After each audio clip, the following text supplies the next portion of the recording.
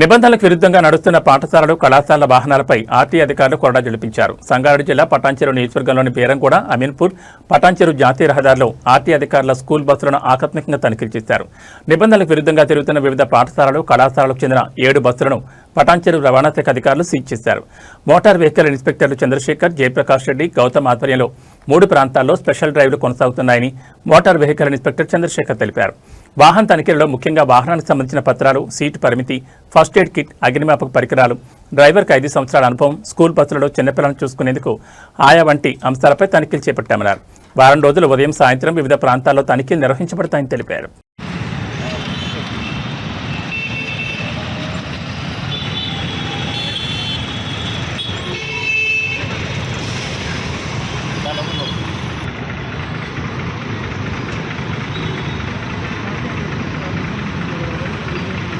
మేరకు మరియు joint business commissioner ఆదేశాల మేరకు మేము ఈ నెల స్కూల్ స్టార్ట్ అయిన 15వ తేదీ నుండి స్పెషల్ డ్రైవ్స్ కండక్ట్ చేస్తున్నాము.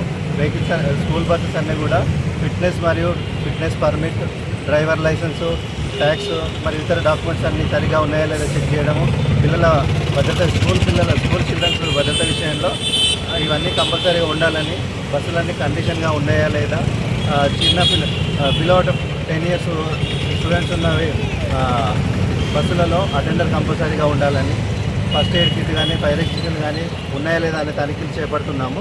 ఇందులో భాగంగా ఇది 3వ రోజు మినిమం ఈరోజు పటాన్చెరు ఏరియాలో, అమీన్పూర్, బీరంగూడ ఏరియాలో స్కూల్ బస్సెస్ చెక్ చేస్తున్నాము.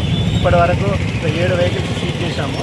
మిగతా ఒక 50 నుంచి 60 వెహికల్స్ తనిఖీల్లో 7 వెహికల్స్ వరకు సీజ్ చేశాము, కేసులు నమోదు చేశాము.